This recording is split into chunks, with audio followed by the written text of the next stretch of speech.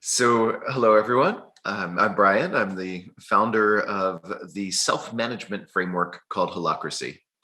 But today I'm going to talk with you about a lot more than just Holocracy specifically. I want to step back and talk about management in general and invite you to consider where we are in the world today and where the state of management is and what might be next.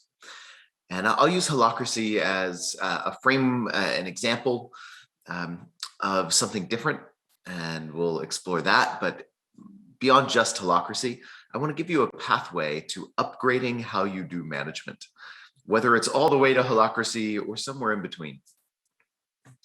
So I'm going to be talking about this whole movement called self-management, which is rather big and growing in the world. Even in Russia right now, we have Holocracy coaches and organizations doing Holocracy. And beyond that, there are thousands and thousands of companies in the world today that are doing management fundamentally different. And I want to start by just sharing a quote, and then we'll get into some context for why change management at this point. This is a quote from the author Malcolm Gladwell. He said in one of his books, "If everyone has to think outside the box, maybe it is the box that needs fixing." I see so much effort in organizations today going to how do we get people to not be constrained by the way we've done things before and to be creative and to, quote, think outside the box. I don't know if that translates, but it's a common phrase in the business world in English. We want people to think outside the box, to think beyond the constraints of the normal day-to-day way we work. But his quote here points to, if that's true, maybe what we need to do is question the fundamental frame itself, right? Maybe we need the box to change instead of getting everybody to work around the system we're in. Right? Maybe instead of getting people to work around the constraints of the system we're in, we can change the system we're in. And I want to share a bit more about that system for context and then a path to change it. So you may have seen some of these stats before, right? The first couple here come from a study from Gallup. More than 85% of employees around the world in their study report feeling disengaged from their work. And it's not just frontline workers. More than half of managers report feeling totally disengaged. And those are the people whose job it is to engage others, right? That's a problem. And I think this next stat also speaks to some degree to why. This comes from Harvard Business Review. 9 out of 10 people would be willing to take a pay cut to do more meaningful work. And I think that speaks volumes as well to what people are looking for today. People are hungry for work that is more meaningful so that they can be engaged. They can want to do work to change. Author Dan Pink writes about this quite a bit as well and has pulls together a lot of research on this in his book. If you haven't read Drive, I really recommend it. He points out what people need to be engaged at work. And meaningful work is part of it, but it's also autonomy, the ability to master what they're doing and have autonomy to do their job. And if you don't have engaged people who are finding meaning in their work, you're also not going to have innovation. And our innovation stats today suck, right? 79% of leaders rate innovation as a top priority in their company, yet 94% of executives are disappointed with their organization's performance when it comes to innovation. And when I look at this, I think, well, of course, because organizations were never designed for innovation. The way we manage today was not designed to allow innovation. It came from a different world where innovation wasn't as much of a priority. Let's look at that. Let's look at where management came from. The way we manage today has its roots in the early 1900s, right? The principles of scientific management, which you still see the structures of management we've built today, came from here. This is where their roots are. And when they were created, we didn't need innovation. We didn't need much engagement. We needed employees to sit down, shut up, and do what they were told.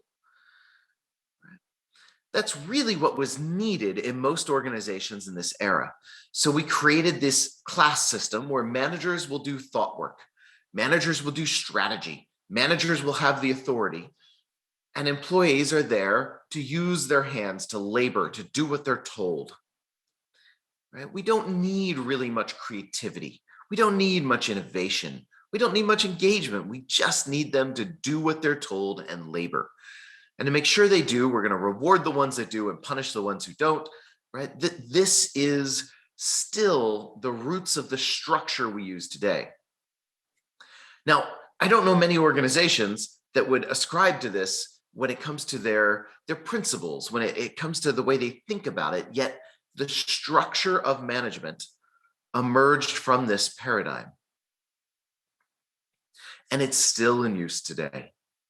The structure of how we break down work, how we assign work to people, how we hold people accountable, how we get alignment, the way we manage came from this world. And in this world, in the world of 1911, you really didn't need that much innovation. And what you did need could come from just a few people at the top. We didn't need much creativity beyond that. The world didn't move that quickly. The pace of change was much slower. Right? Imagine you were an executive back in this era over 100 years ago. Consider how much complexity you faced on a day-to-day basis. Right? How many messages did you get every day? Right? How many inbound messages of any sort did you have to deal with if you were an executive 100 years ago? Think about that. And now how many do you get today? How many messages, how many emails and texts and Slack, if you use that, or any kind of communication system you might use, how many inbound demands on your attention do you get in a day? It's probably quite a bit larger. It's probably an order of magnitude or two larger.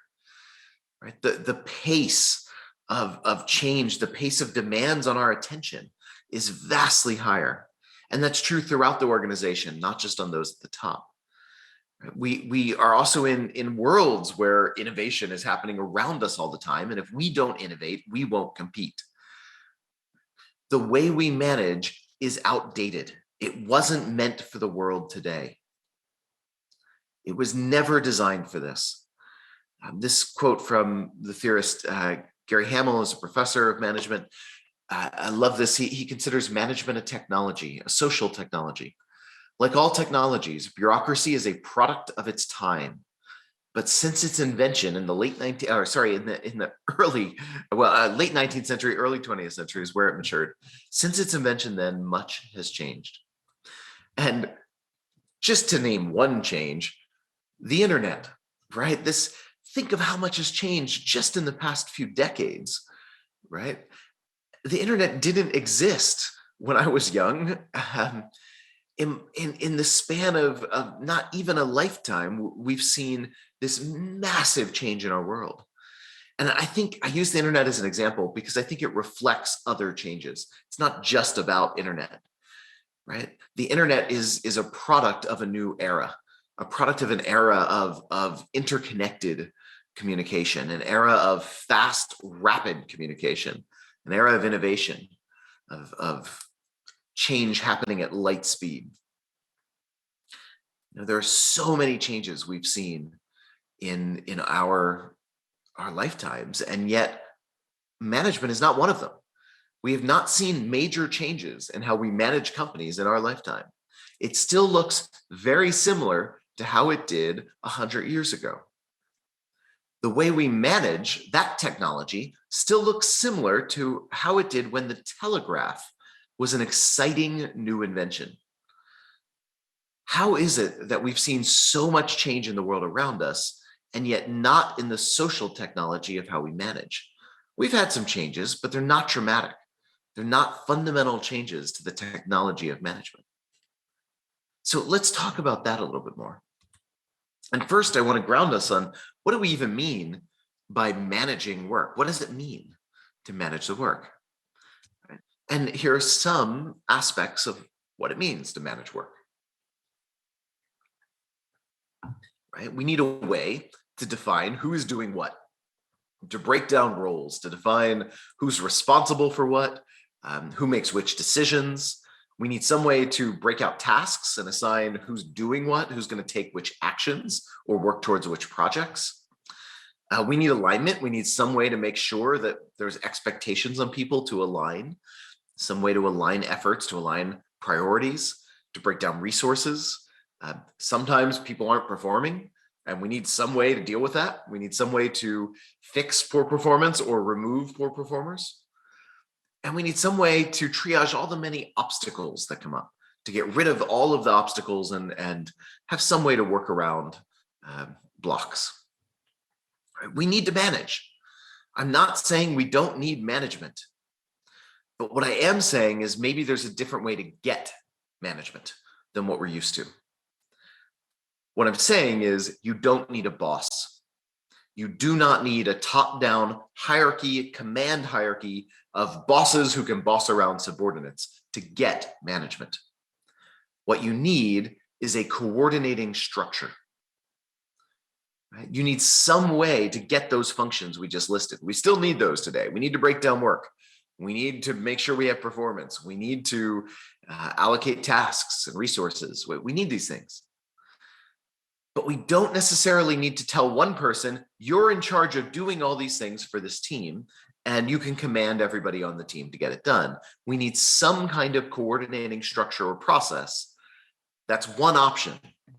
And it's still one option. Management hierarchy is still a perfectly valid option. And there are some environments in which it's probably not worth changing to something different.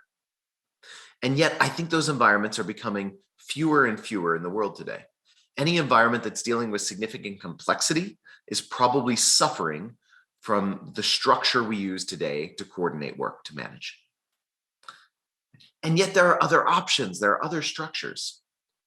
To use one example, one of my favorite examples of a modern organization is the human body, right? We have trillions of cells and they're coordinating effort. They have a coordinating structure. They're working together, but it's not a top-down command hierarchy. We do not have a CEO cell bossing the other cells around. We do not have bosses and subordinates. We don't have a command hierarchy of cells. The heart's job is not to boss around the muscle cells and nerve cells and blood cells in the heart. That's not how it works. What the heart does is integrate the cells, the many, many cells working within. It builds on top of their autonomy, but every cell has autonomy. Every nerve cell, every muscle cell, every blood cell, every cell in that heart has its own internal self-organizing process. Right? It has autonomy to do its job, to take in inputs from the environment, do some transformative work, and send outputs out in some way. And there's no other cell that pokes in and structures it or commands it what to do and how to do its work. And yet it's also not entirely independent. It's not self-directing. It's self-organizing, but not self-directing it. It's part of a larger system. It's getting inputs and outputs from that larger system, right? There is a heart there around it, integrating all those cells into a larger whole. And yet the heart itself is part of a larger system.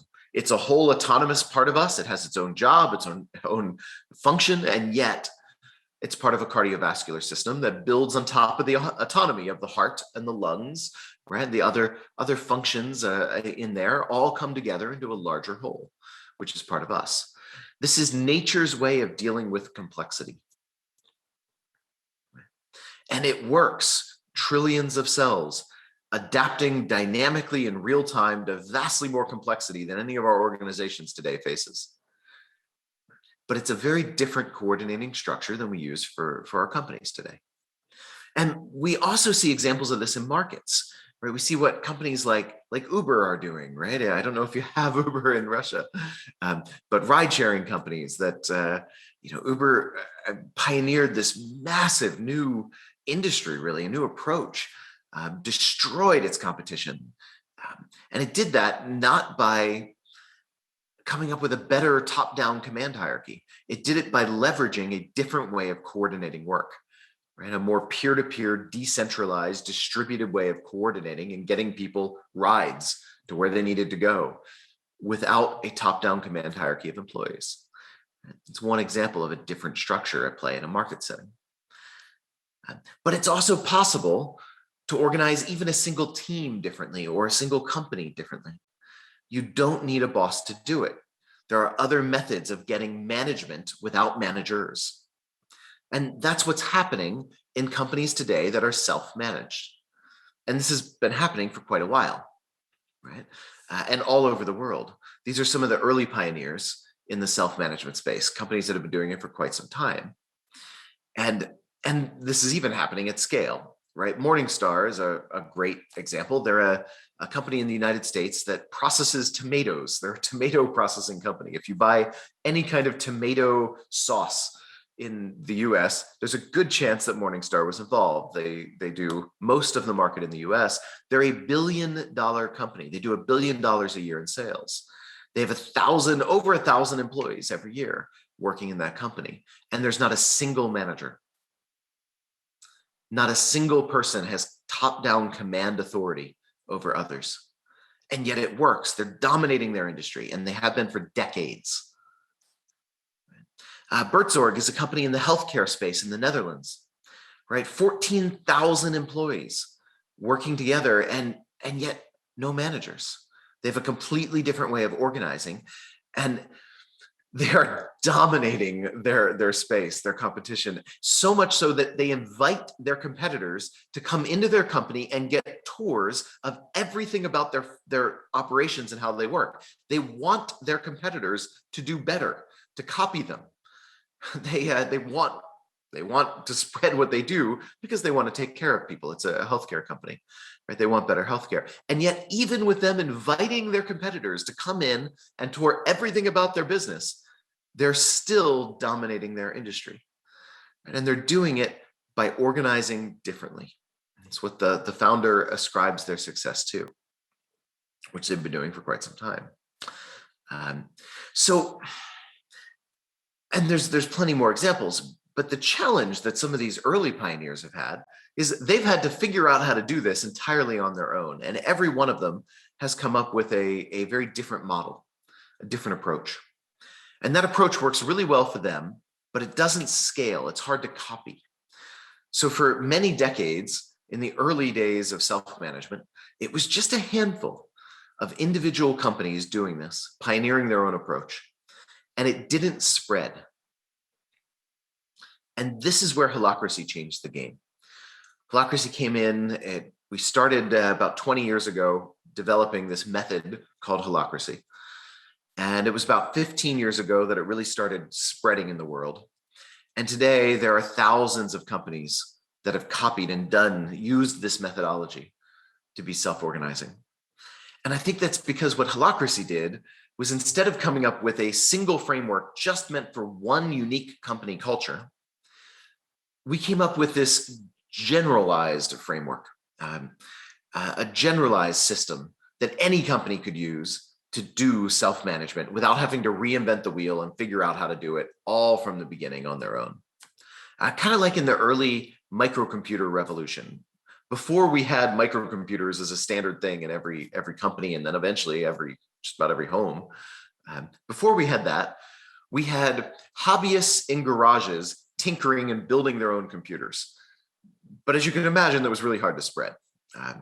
It's one thing to hack together a computer yourself. It's another thing to create an industry. And what happened that allowed the spread of microcomputers was the emergence of standard platforms, right? We had standard platforms like Apple, right? They came out with a standard computer that anyone could buy and now build on top of.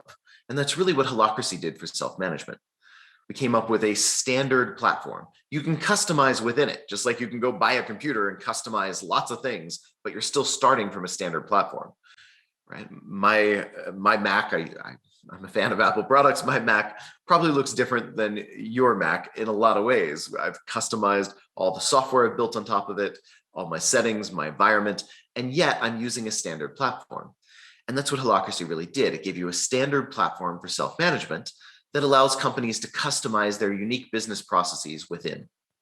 And yet they're starting from somewhere that's different from management hierarchy. And these organizations are all over the world. I mentioned there's a bunch in Russia now. It's a newer territory for this, but it's growing there. And we see it in all other parts of the world, even in government agencies. In Dubai, there's an entire government agency running with Holocracy. There's in fairly well-known companies, at least in the US and parts of Europe, doing Holocracy. There's all shapes and sizes: retail, manufacturing, technology, banks, service-oriented businesses. It's all over the map. And that's because the framework itself is pretty generic, just like management hierarchy. You can use management hierarchy for pretty much any kind of organization, right? And then you can customize your unique business processes within it. You're just starting from a social management technology that's 100 some years old. If you're starting with Holocracy, you're starting with a management technology that was meant more for the world we have today, and then you're customizing within that. But either way, it's a generic platform that works for any kind of business.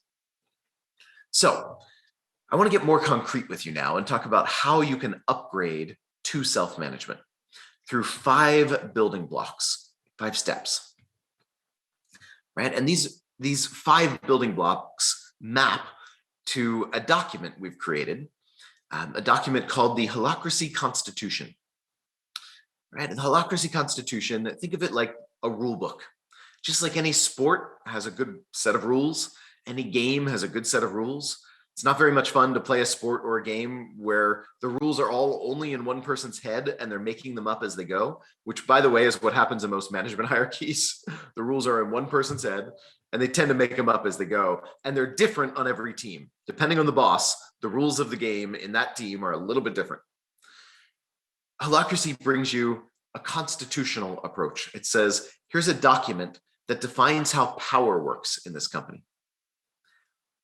And that document is broken into 5 modules, 5 articles of that constitution. And each one adds a building block to get you towards self-management. And so when you're moving towards Holocracy, you have the tool of this document to start from, and you can adopt one of these modules at a time. You have to start with the first one, map out roles and responsibilities. I'll talk more about that in a minute. That one gives you the framework that everything else builds on top of. But from there, you can add any of these other modules in any order you want, whenever you're ready for them, to move more towards a self-organizing, self-managing system. And you can stop at any point, right? If you want to just start with one of these and stop there, you won't have a self-managing system, but you'll have a better management hierarchy. And then you can adopt more as you want to improve further your management. And I don't look at self-management as a complete departure from management. We need management. We just don't necessarily need managers getting us management. And this document starts by giving you modules that build on top of your management hierarchy as it is, and then eventually give you a system that simply replaces it. That means you don't need managers doing the functions anymore because you have a better way to get them done. So I'm going to walk you through each of these modules and invite you to imagine what your organization will look like as you do each of these things, as you add this to what you're doing today. Right? So let's start with the first module, map out roles and responsibilities. If we're going to move to more peer-to-peer management, which is really what self-management is, it's not no management. It's about everyone managing what they need to manage to get their work done. Right? So it's about peer-to-peer management. And if we're going to do that, we need clarity on who's doing what. We really need to know what we can hold people accountable for. We need to know who's responsible for what. What can we expect of people? What work are people going to be doing? We need that so we don't have to go to the big painful meetings. This is another thing Holocracy will do. It will transform your meetings. We'll talk more about that in our next building block, but next couple. But here, the first step, if we don't want people going to the boss to figure out who's doing what or how something should work, we need clarity that anyone can access of what our roles and responsibilities are. So we need to break down our work into a clear, standardized structure to describe work. And job descriptions are not it. The way we typically do job descriptions doesn't help. It typically becomes irrelevant, often by the time the person is hired. Job descriptions are written often not by those people doing the work. They're often coming from HR or some boss that's a little disconnected from the work. They're not updated regularly. They're very generic and high level. We have one job description for the entire sum of somebody's work. But the reality is we wear lots of hats in companies, lots of different hats. And if we want to get clear on what we're doing, we need to break down each individual hat we're wearing, right? So in my company, I fill 20 some roles, right? And that's a lot. I do a lot in my company, but it's really common to see people filling 7 or 8 roles. That's a typical average number in a company, 7 or 8 roles per person. Although some people will fill 10, 15, 20 or more. And we need a tool to capture these. So there's a tool we use in my company. My company creates this tool called GlassFrog. GlassFrog is a tool to create transparency of roles, and it captures and structures all of the roles in your organization with a standardized language to describe the work. So let me show you, this is a screenshot from that tool. Here's one role I work with. It's a role called storyteller. So every role has a name. It's not a job description. It's a single specific chunk of work. This role is filled by my colleague, Jen. She does this work of storyteller, and every role has a purpose. It gives you the why of the role, the ultimate goal, the big picture. Why does this role exist? Some roles have domains. I'll come back and talk about these more later. Some roles have something that they are controlling for the organization. And then most roles have some accountabilities. These are what others can expect of you in this role. And they're very concrete. They're not just generic high-level things. They're very specific activities that we need in this organization or this team to get the work done, right? And others can count on you to do if you're filling this role. So we have this standardized language, and we have lots of roles per person to clarify who's doing what. And if all you do is adopt this, you've got still a management hierarchy. You still have bosses defining roles, but at least they're defining roles. At least they're trying to get clear on who's doing what and what we're counting on from each other, so people can rely on that and go to each other to find who's doing what. Right? That's a step forward from where most companies are today, and it's a foundation you can build on. And we'll build on that in the next 4 building blocks. Here's a quote from the CEO and founder of a company in Amsterdam who runs with Holocracy. And he's running a fast growth company. And most fast growing companies are not known for having a lot of good clarity of who's doing what. They're often changing too quickly. But with this way of defining roles and this way of updating and clarifying who's doing what, you can get clarity even as you grow quickly. And I love this quote of his, right? They have 50 people, hundreds of roles, and yet people can find exactly who to go to make any decision or get any information on their first day of work. And I don't know many fast growth companies, or for that matter, any company, that can say on somebody's first day of work, they can reliably figure out who to go to for any piece of information they need or any decision they need. Imagine how much that offloads from the bosses and the meetings in the company. If people have the clarity and can just go directly to whoever they need for any decision, right, or any piece of information because you have clear roles and responsibilities. So that's the first building block. And with that in place, we can now move to the next building block, and we can start clarifying what are the fundamental rules of how we cooperate with each other, so we can rely on those rules day to day outside of meetings, and we don't need to run to the boss when we need to coordinate with somebody, or go to a big meeting when we need to coordinate with somebody.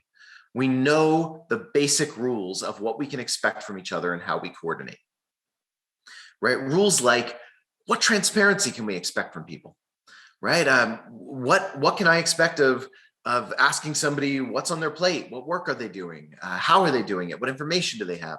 What can I expect in terms of transparency someone can offer me? And when I get that transparency, what can I do to influence their priorities? Can I expect transparency of their priorities? And if I disagree with their priorities, how do I influence them, right? Do I need to run to the boss? Maybe sometimes I do, but maybe there's a way I can influence their priorities directly. What can I expect of that? What can I request of them? What are fair requests we can make of each other, right? So these are not the specific expectations of a role that's defined in our roles. These are the generic rules of cooperation. The how do we all, what expectations are on all of us, regardless of what role we fill.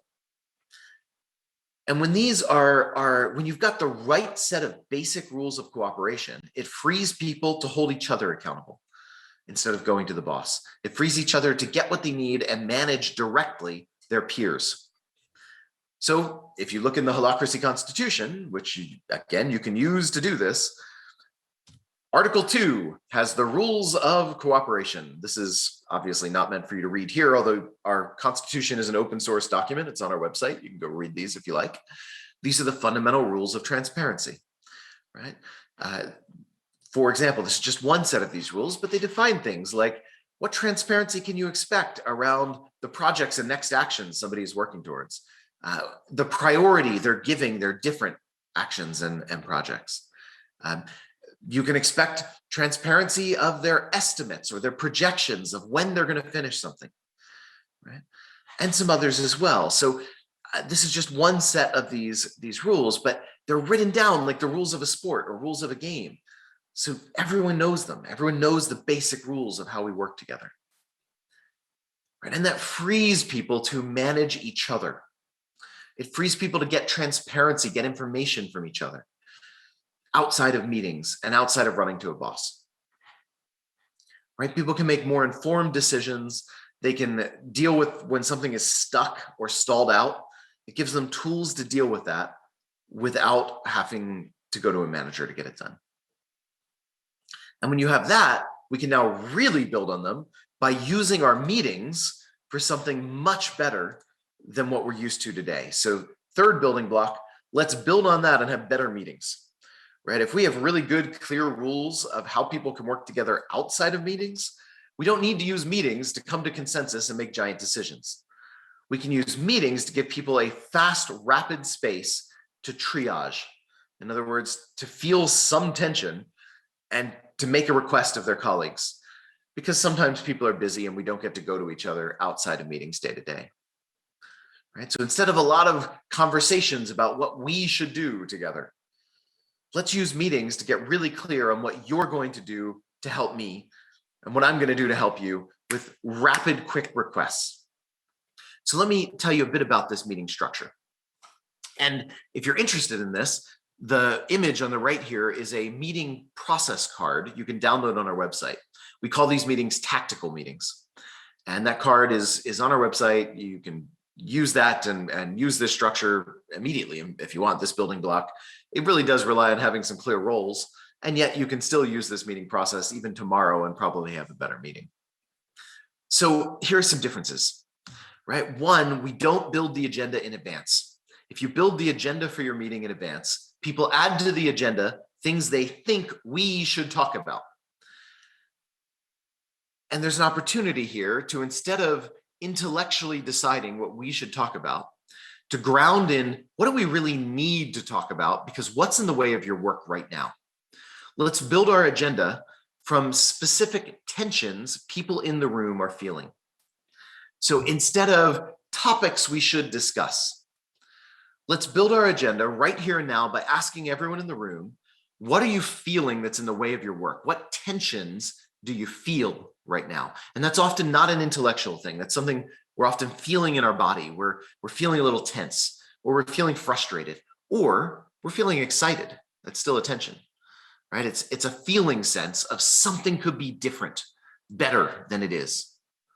We have an opportunity, we can move forward. That's a tension, that's excitement. Or there's something frustrating you that's blocking your work and you're feeling it. That's a tension. So let's build our agenda on the fly in the meeting based on the real tensions people are feeling in their work. And because they're tensions, we can have one clear owner for each agenda item, the person who raised it. It's not a collectively owned thing. It's not we own this agenda. It's I own my agenda item. And so when I get into that agenda item, the facilitator of this meeting can turn to me and say, so what do you need? And that's such a powerful frame, because there's one owner, me, with my tension that I put on the agenda.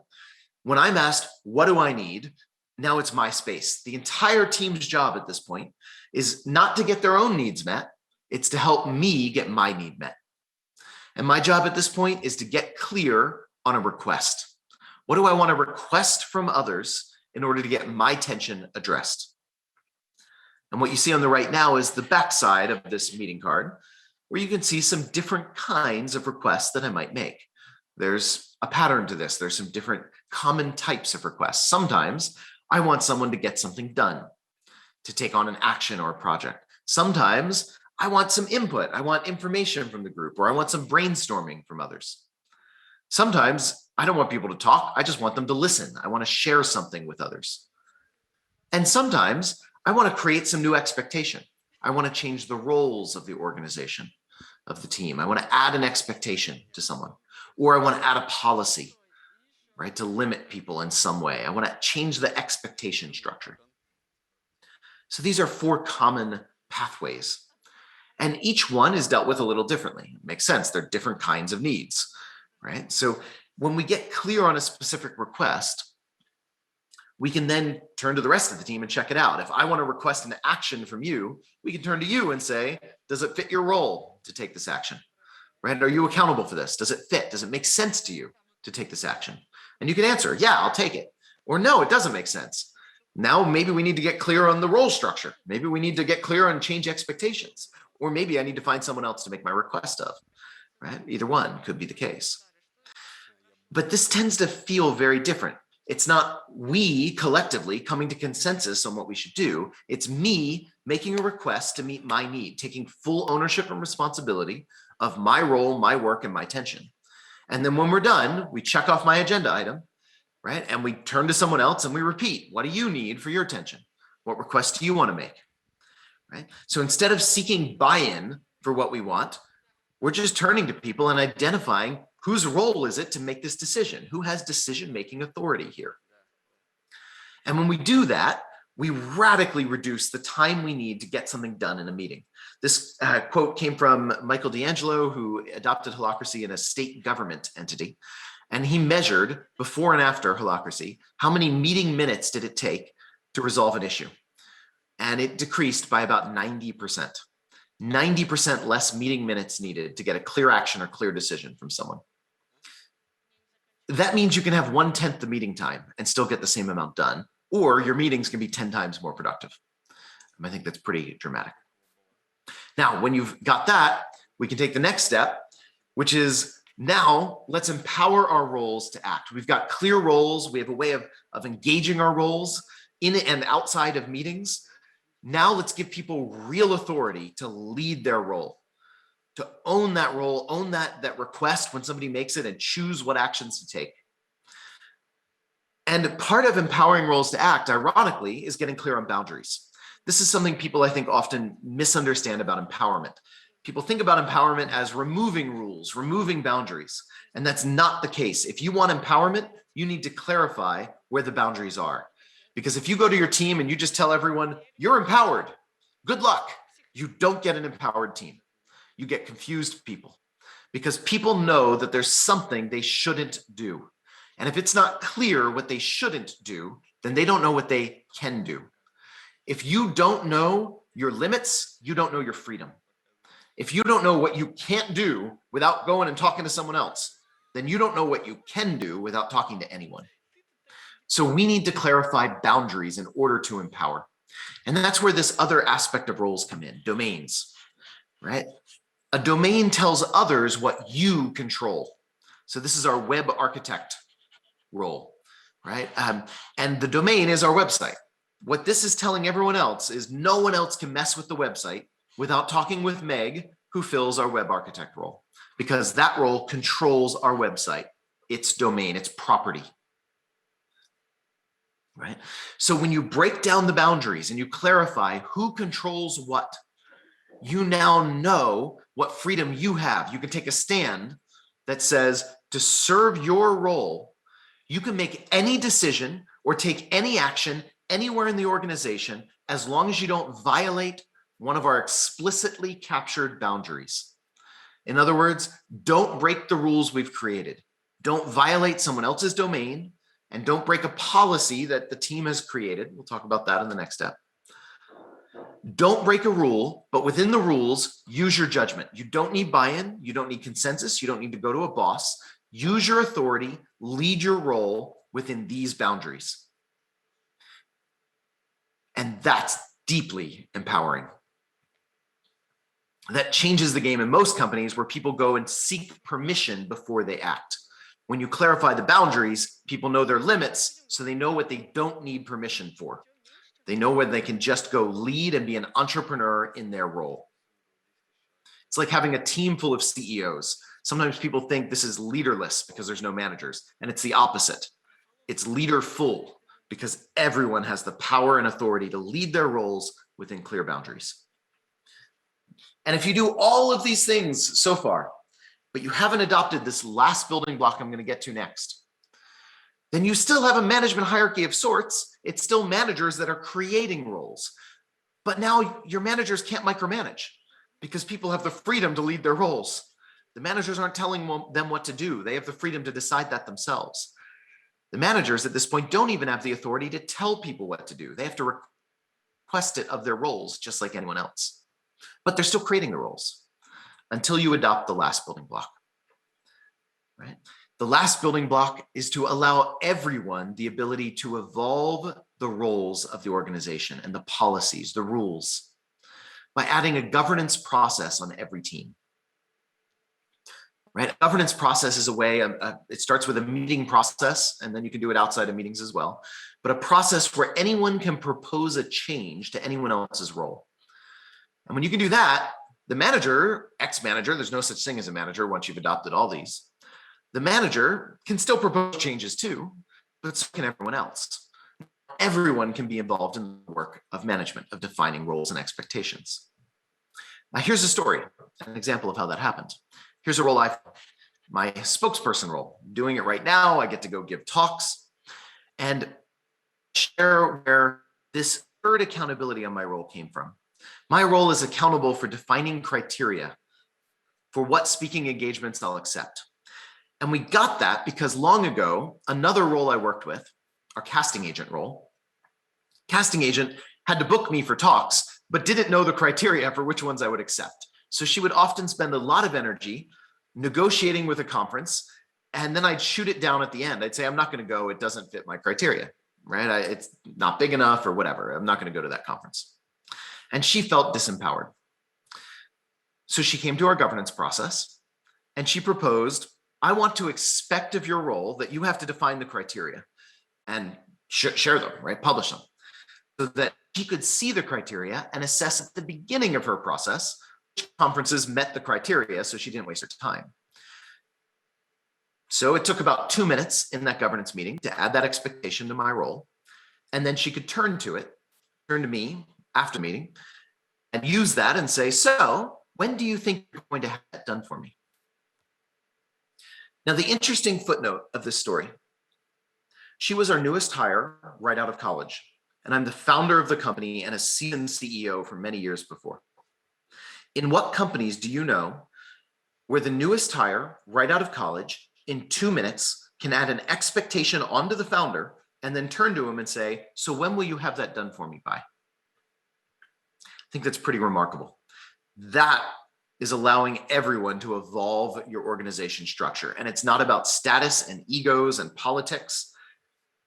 It's about the work we're doing together, the purposes we're serving, the roles we're filling, and allowing that evolution so that everyone can now be involved in managing work. So back to this, we started with this. What does it mean to manage work? We're still doing management. We're doing all of these things. This is not removing management. It's giving a better path to get management without centralizing it in managers with no supporting framework.